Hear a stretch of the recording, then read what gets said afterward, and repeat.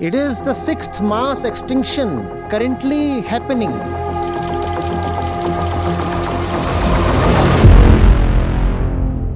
Medical costs, costs to agriculture, costs to informal economy, costs to infrastructure, costs even in terms of your defense preparedness. Think of the farmer, think of the crop, think of the entire ecosystem, think of the insect responsible for pollination. Would they survive? Think of the rivers. 60% of the population will have nothing to feed itself.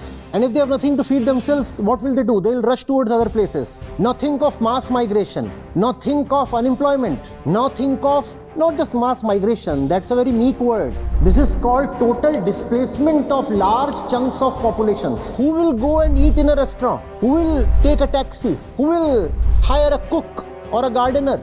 Who will travel to tourist places? So what will happen to the service industry? What economy are we talking of? People think that the economy can keep not just afloat but growing irrespective of climate change. And we have not yet addressed the medical costs, sir. From lifestyle ailments like cancer, like heart disease, like kidney disease, to bacterial diseases like TB, to viral diseases, everything would be exacerbated by climate change. What economic growth? India's economic heart is Mumbai. And we know by how many centimeters the sea level has already risen. What will happen to Mumbai? Three of your biggest metropolitan cities, Mumbai, Chennai, Kolkata, are vulnerable to rising sea levels. And vulnerability again is such a soft word. When sea levels rise, they simply swallow up the city. That's it, finished. Game up. If there is a future, the future will remember us. These were the idiots. Namaste, Acharya ji. I'm Vishnu, and I've started listening to your sessions from a session in IIT Bombay that I attended as a student. So my question is mostly on climate change. Like when we do talk to people on climate change, we most often, come across a lot of climate deniers who treat climate change as a hoax. So here, my question is mostly revolving around what is the proof that we should give to them to challenge their stance and educate them about the seriousness about the issue that we are facing. Welcome. You come from just the right place. You see, the proof that you need to give is not subtle, not immaterial,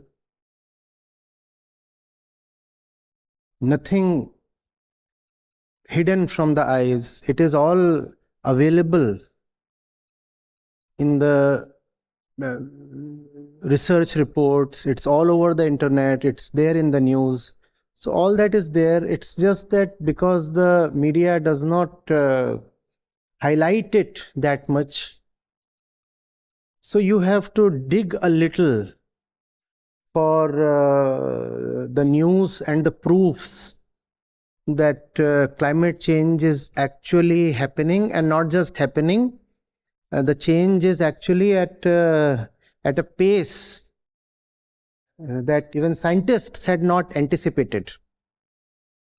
Usually we put it in this way, that by 2025, 1.3 degrees plus minus 0.4 degrees temperature change is expected or apprehended. So scientists tend to put it conservatively. That's their job.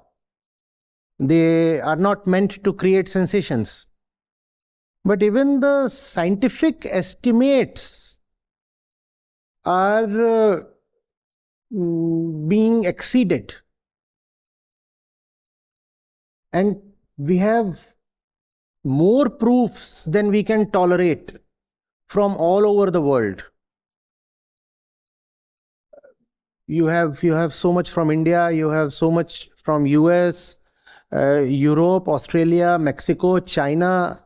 All parts of the world are experiencing once in a century kind of extreme weather situations.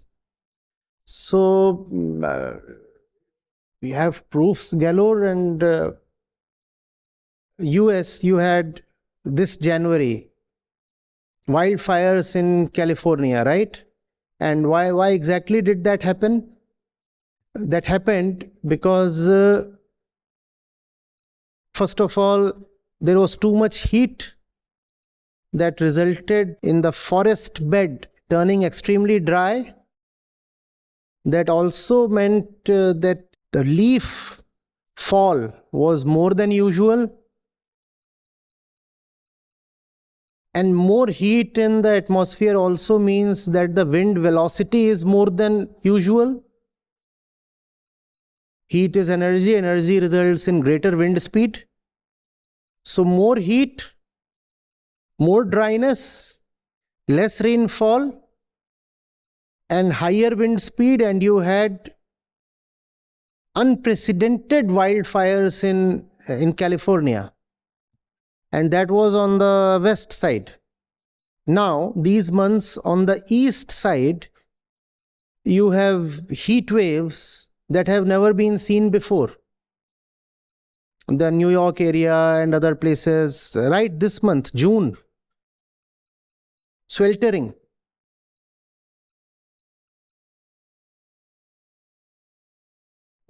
Closer home, India, the first 4 months of this year were some of the hottest months in the last 125 years. The first 4 months. And then in the 5th month, suddenly you had just so much rainfall. So it was the wettest month over a long period. And all of that wreaked havoc on the economy, on public health, on everything that is exposed to the elements of nature, even on employment. Because people can't work, the informal economy can't work in extreme weather conditions. Those are the people who work on the streets, on the roads, in open spaces, in factories. And we are yet not talking of agriculture. We are talking of the economy being exposed to the elements, and we are not talking of agriculture, which is still more than 50% of India's economy in terms of participation of workforce. So there has been massive damage across the world. It's been raining in Madras, in Tamil Nadu. When that part is not supposed to receive much rain as of now. And these kinds of unseasonal rains and also dry spells are being experienced throughout the country. Why? We don't want to look at it, but the temperature variation that India in particular is experiencing is twice the temperature variation that the rest of the world is experiencing due to climate change. We know the global average temperatures have gone to more than 1.5 degrees centigrade above normal now. We know that. But even this rise is not a uniform rise. This rise is much more skewed towards the Indian subcontinent. India, Pakistan, Bangladesh. So temperatures have risen everywhere, but they have risen much, much more in India. Both the temperatures and the extreme weather events, and the highs as well as the lows. The number of people who suffered from heat strokes this year, all this is in the public domain. How do people claim that they are unaware of climate happenings would remain a puzzle to me. We understand the media does not quite emphasize on that, but still, it's all around us. In many cases, the evidences would be present within the household, in the family. How does one gloss over? This is just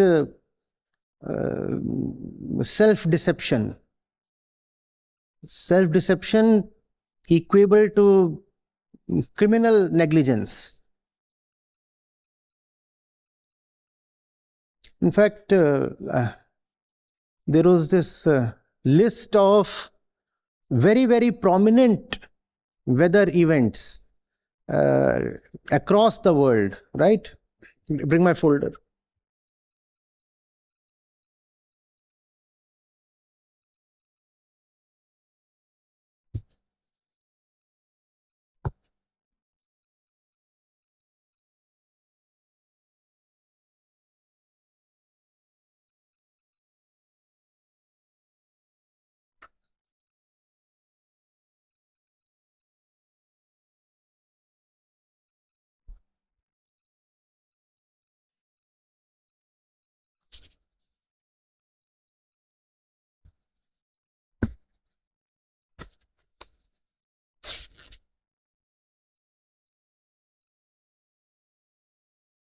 I've already talked of this one. New York, Boston, Philadelphia, the eastern part of US. They are experiencing massive heat. There is a heat dome and the nights are failing to cool. How is this something so private, so hidden, so confidential that people claim that they don't know of it? How do we feign such ignorance? This is there. So the East Coast, it's experiencing a massive heat wave that is there. This one, yes, UK. South East England. Southeast England. And England is colder than the US, right? Even among the European countries, England is one of the colder ones. 32 degrees centigrade in England. This kind of an event should ideally be so improbable that it should occur only once in 2,500 years. 32 degrees in England.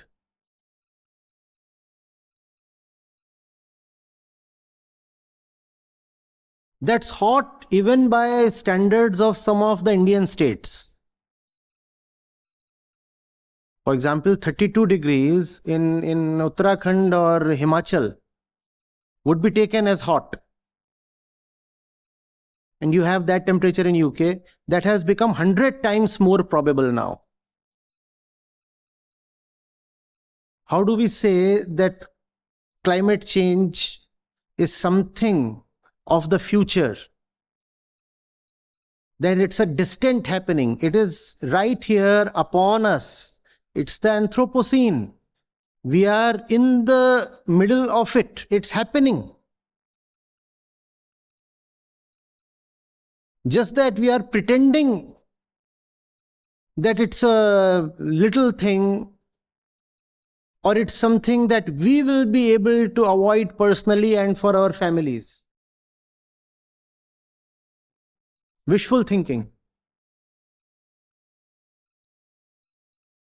This is something of the elements. It is something of the air. We are talking of CO2 ppm massively increasing in the air, increasing by 80%. It is something of the air. And how will you avoid the air from entering your house? Climate change will assault us right within our homes. It is doing that already. Just that right now, the most underprivileged ones are bearing the brunt. So the luckier ones are able to afford negligence.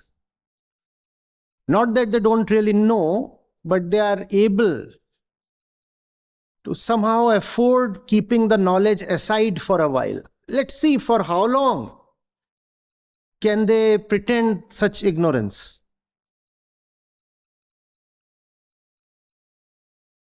This is May 2025, and over the last 12 months, starting from May last year, that is,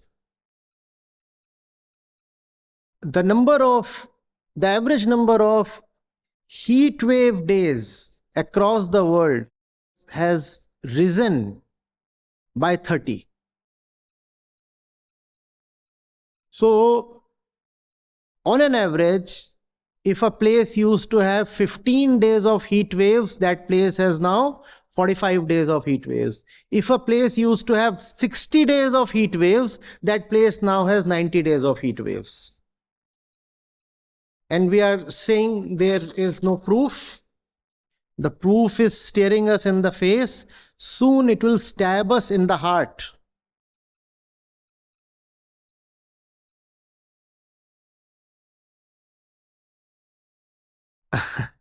This year, April was so hot that in India, the average temperatures in the north spiked 5 to 8 degrees above the seasonal average. We are not talking of 1.5 degrees increase here, because that 1.5 degree figure is a little comforting. You say 1.5 degrees isn't much, is it? No. But 1.5 degrees is the average hike. The felt hike is different across different places. In India, it was 5 to 8 degrees above normal this very year. Human beings are not meant to survive when their normal ambient temperature is disrupted to this extent. And let's not talk only of human beings. Birds, animals, all other creatures are designed by evolution to survive only within narrow temperature ranges. You exceed that temperature range on either side, and the organism either won't survive or won't reproduce, or its population would drastically shrink. Coral bleaching. 80 to 90% of the coral reefs now stand bleached. Because of carbon dioxide, because of temperature. And that is a massive blow to the aquatic ecosystems, because the coral reefs are hubs of biodiversity. When we talk of their bleaching, we say now they have been turned white. Why have they been turned white? Because their color came from the life forms that stuck to them, that were present there. All those life forms are now gone. So what you see is just dead whiteness. That's coral bleaching.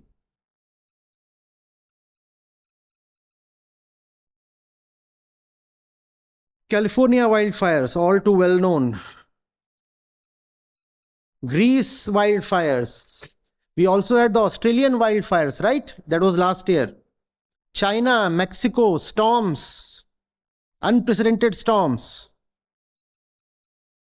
And NASA, finally, the report saying that the frequency of both droughts and floods have doubled over the last 10 to 20 years. Yeah. And if this looks very distant because it is very global, then India. Yes, I said the number of heat stroke cases has been increasing. The report here has the exact number. India has had the longest heat wave since 2010 and the second longest heat wave in the last 50 years. The number of heat stroke cases this year was 44,000. This number exceeds the number we have ever experienced. This is a World Meteorological Organization report.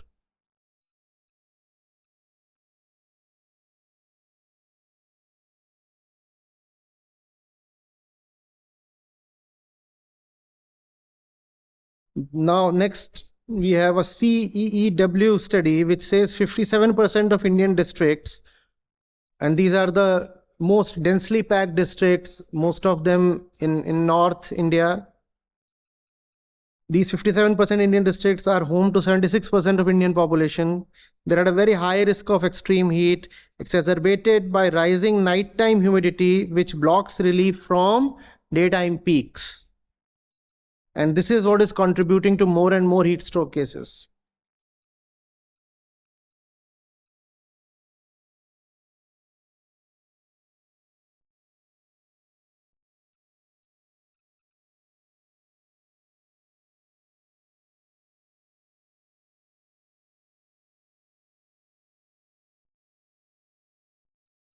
So, are there proofs not available in the public domain? There are, obviously. The proofs are there. If you search on the net, the proofs are there. If you utilize an AI model, and the proofs are there if you just open your eyes and look around yourself. But as they say, it's very difficult to wake up a person who is pretending to be asleep.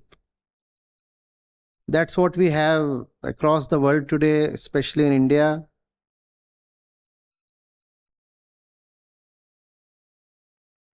And Acharya, when we do provide these proofs, right, there are two obvious, logics that come up. They say that, you're presenting a pessimistic view, and like we believe in the human capability to adapt to every challenge that comes. Like we have faced a lot of challenges. No, wait. It is not a question of belief.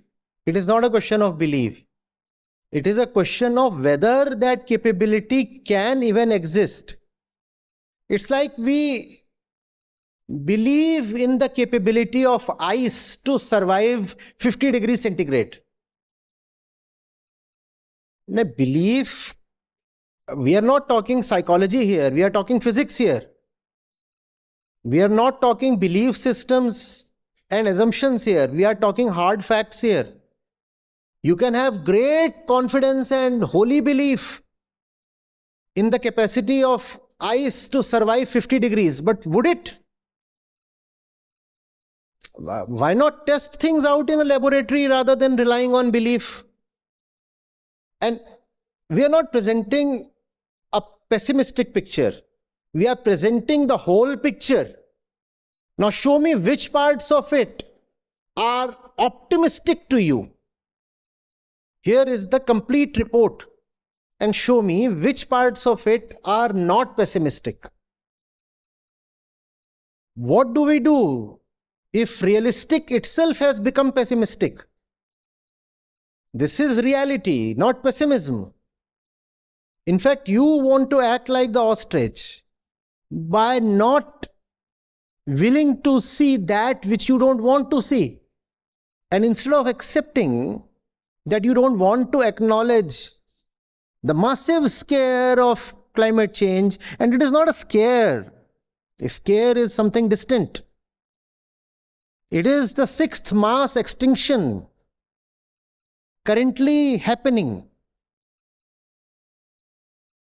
70% of all wildlife, and it's not 70% anymore, it's more than 75% now. More than 75% of all wildlife has been obliterated by our species in the last 50 years, and a lot of that is related to climate change. Let it sink in. 75% of all wildlife is gone, and all that has happened almost within our lifespans. There is no pessimism in it. It's like using a thermometer and seeing that you stand at 103 degrees Fahrenheit and you say, this is a very pessimistic thing. This is the reality, and show me what you are doing about it. Is there anything that we are doing about it? The Paris Agreement, was about reducing carbon emissions, right? 2015 was the agreement. And it was trying to bring emissions back, cut emissions back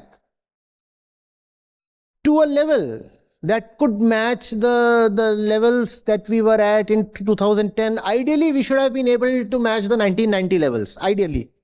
Though that's not what the agreement said. That is the ideal thing, however, if you don't want any temperature rise. Still, it was agreed that we will rather take the 2019 levels as the baseline and then reduce from there. 2019, mankind emitted 59 gigatons of carbon dioxide equivalents in the atmosphere. 2025, it's actually a little more than what we were emitting in 2019. The Paris Agreement said it has to be 44% lesser in 2030 compared to 2019. Instead of it being reduced by 44%, we are well on course to having something increased over and above 2019. Forget about reduction. We are actually increasing our emissions. Where is the optimism? Please tell me. What is there to be optimistic about? Yes, we could have understood that the situation is bad, but we are very sincerely addressing the situation and doing something about it. Here, the situation is bad, and we are only making it worse day after day. Right now, as things stand, the global average hike in temperature would be well beyond 3 degrees centigrade. And that would mean that the extreme hikes would run to 10 to 15 degrees also, especially in places like India. And it's very, very astounding, shocking that this country of ours, that stands to be hit the hardest by the climate catastrophe, is among the ones most happily ignorant to and dismissive of the climate threat. If we conduct a survey about climate awareness across the world, several countries, India would rank among the lowest in terms of awareness. People don't want to talk of it. People don't want to acknowledge it. And then that is reflected in the governmental policies. Because if you don't vote for a government that acknowledges climate change, how will there be policy decisions towards the same? The whole world is saying vote green, vote green. No echo of that is heard in India. Here the voter makes his decision on all kinds of petty issues, but not the ultimate catastrophe that we are staring at. Not staring at. The ultimate catastrophe that is buffeting us, that is killing us right now.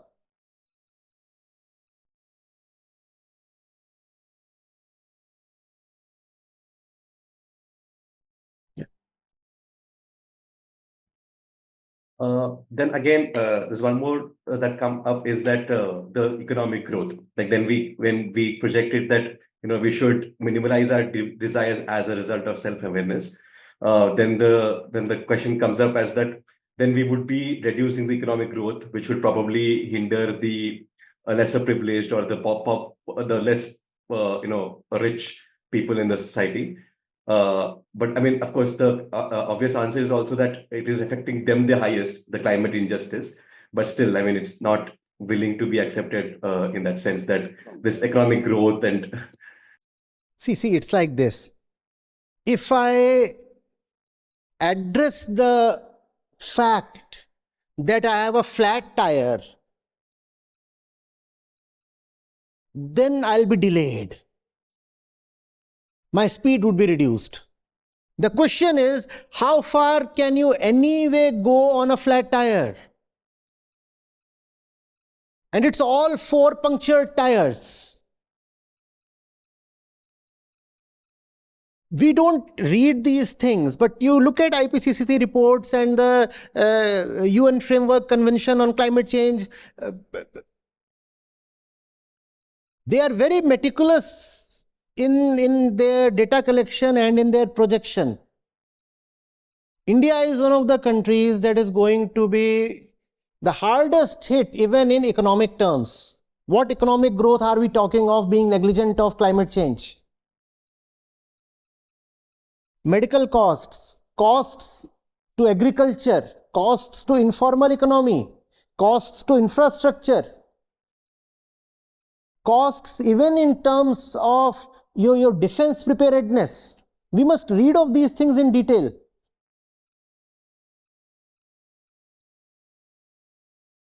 We are not only the world's most populous country, we are also the country where there is the biggest informal sector and the biggest proportion of population dependent on agriculture and allied industries. What is going to happen to those crops standing under the sun?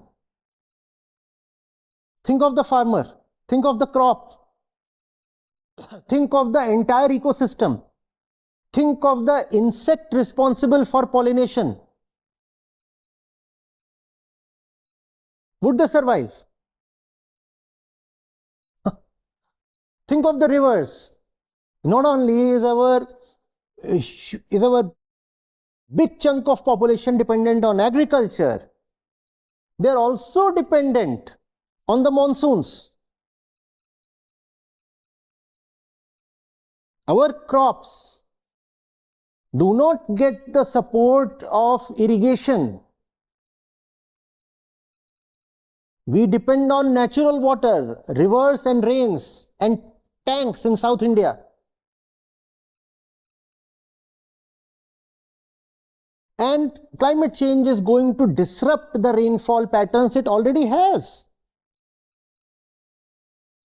How will there be crops at all? What economic growth are we talking of? There would be mass unrest. Can there be any economic activity when the entire population has gone turbulent and there is mass civil unrest? If it does not rain, the glaciers melt. When the glaciers melt, first of all, it would flood. And after the floods, there would be an unending dryness because now the rivers can't flow. The glaciers that are the sources of rivers do not exist anymore. How will the rivers flow? The rivers are not there, the rains are not there. Or there is just too much rain at the wrong place at the wrong time. From where will the crops come? And if the crops are not there, what economy are we talking of? 60% of the population will have nothing to feed itself.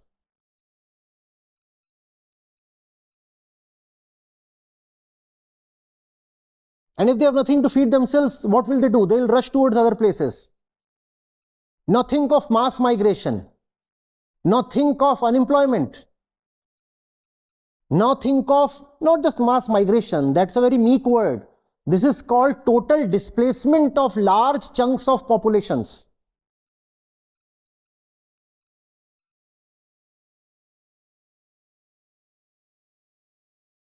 Does the northern parts of the country have a lot of industry?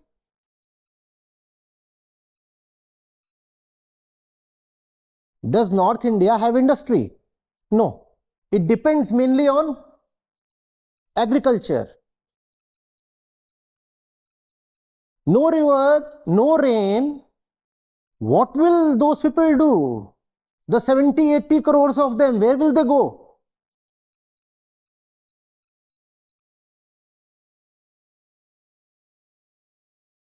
and they'll be killing each other over water.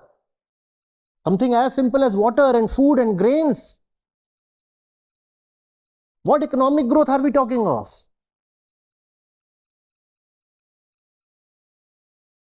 Even manufacturing depends to a great extent upon natural produce. Textiles, for example. Show me, first of all, the manufacturing sector in India is quite small. But even there, show me how many industries are totally insulated from climate change. Please show me.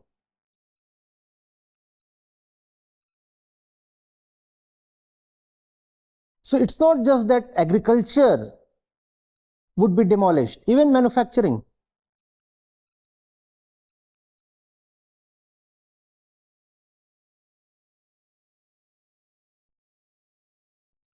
And services depend on the general population having some money to spend.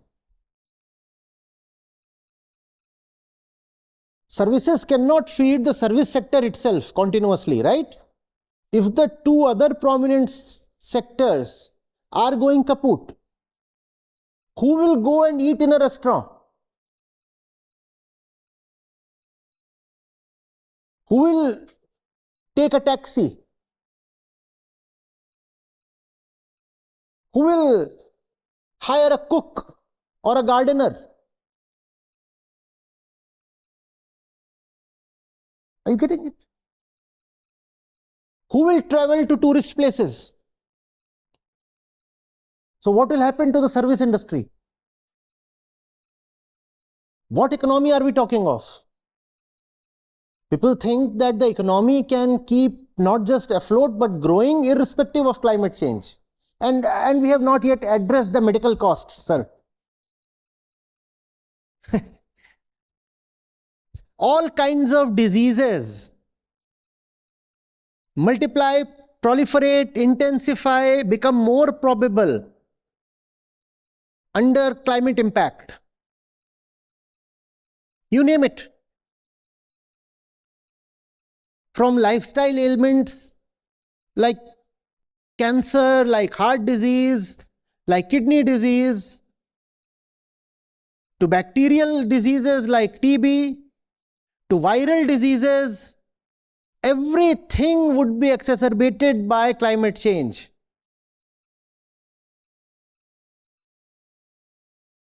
Think of a virus that is lying hidden beneath a thick ice sheet or is lying hidden deeply below the soil in permafrost.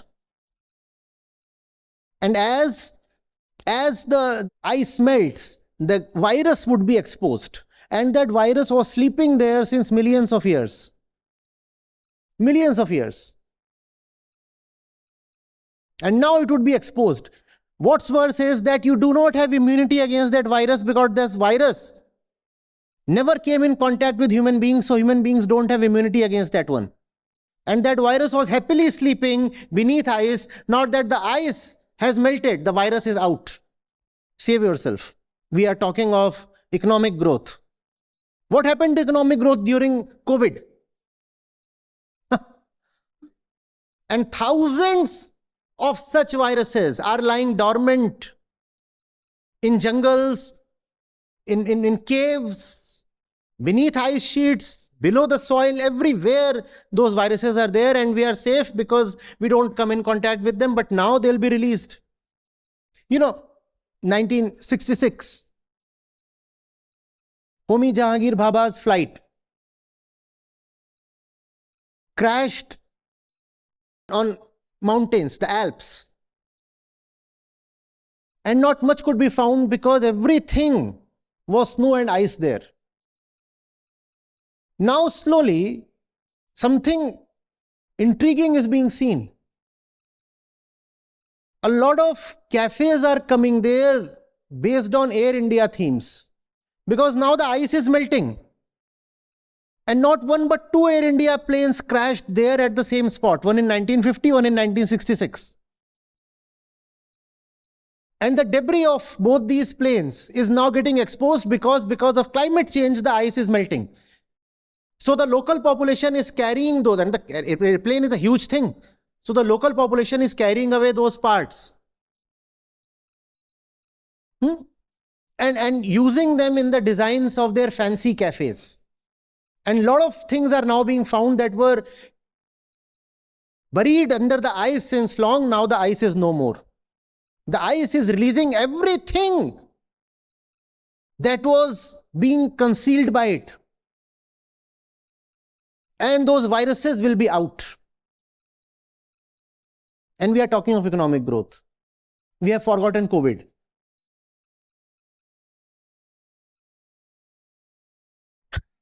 What economic growth? India's economic heart is Mumbai. And we know by how many centimeters the sea level has already risen. What will happen to Mumbai? That's the city that provides you with the maximum tax revenue.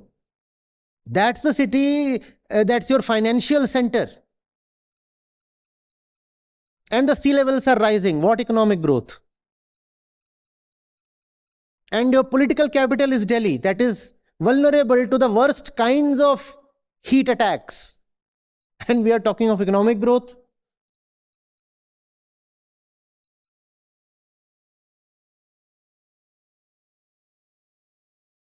Three of your biggest metropolitan cities, Mumbai, Chennai, Kolkata, are vulnerable to rising sea levels.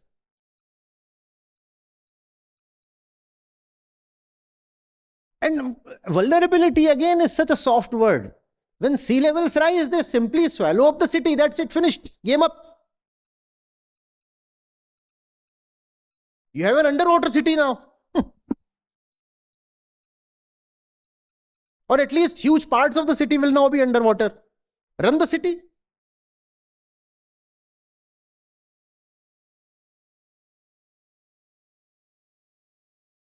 North India, at least, there is some backup that the glaciers are massive, the Himalayan ice sheets. So the glaciers will take some time melting, and till then the rivers will continue to flow. South India, the rivers depend not so much on ice but on rainfall. What happens when the rainfall patterns are disrupted? What will happen to all our South Indian rivers?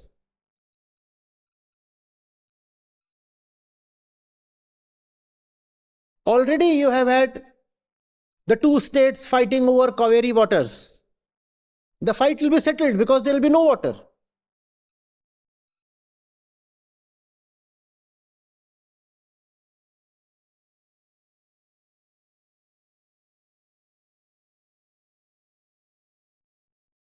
And in north also, you have Delhi and Haryana squabbling over the Yamuna waters.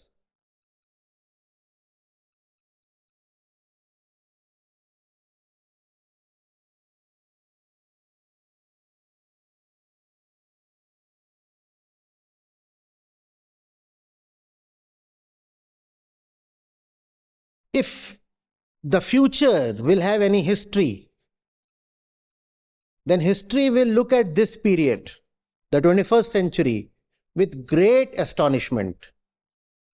We who inhabit this century will be seen as utter idiots, caricatures in the name of human beings. And the future, if there is any, will ask us, how stupid could you be to not confront the facts, to keep denying the truth?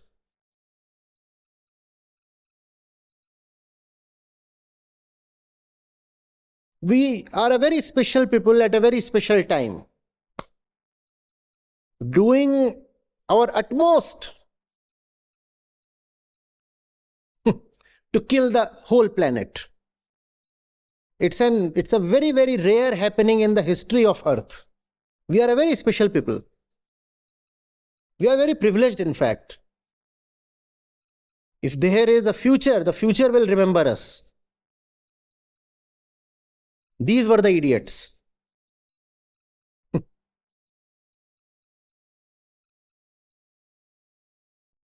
We often hear that the like personal finance should be like a compulsory subject in it in like when we are in schools, but then now it seems like environmental education or self-education must be like the compulsory subjects that must be taught in schools. You see, that's what the science of climate change is not complicated, is it? It is so easy. Even a 10th grader can understand it. The problem is not so much of intellect or science or the problem is in the intent to acknowledge the obvious. The problem is that we lack inner honesty. The problem is not that we lack education or science. We lack inner honesty. And unless our entire system of upbringing, our culture is places emphasis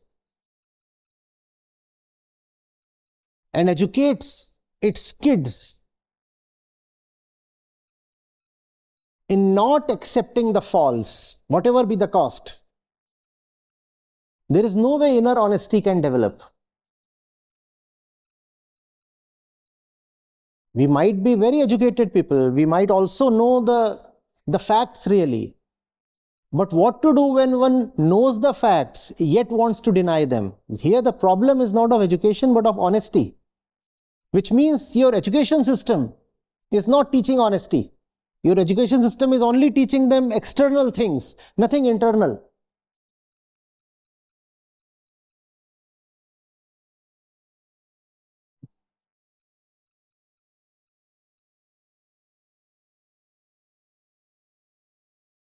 You could be a scientist and yet a climate denialist. It's possible. You may have all the facts on your table and yet choose to push them aside.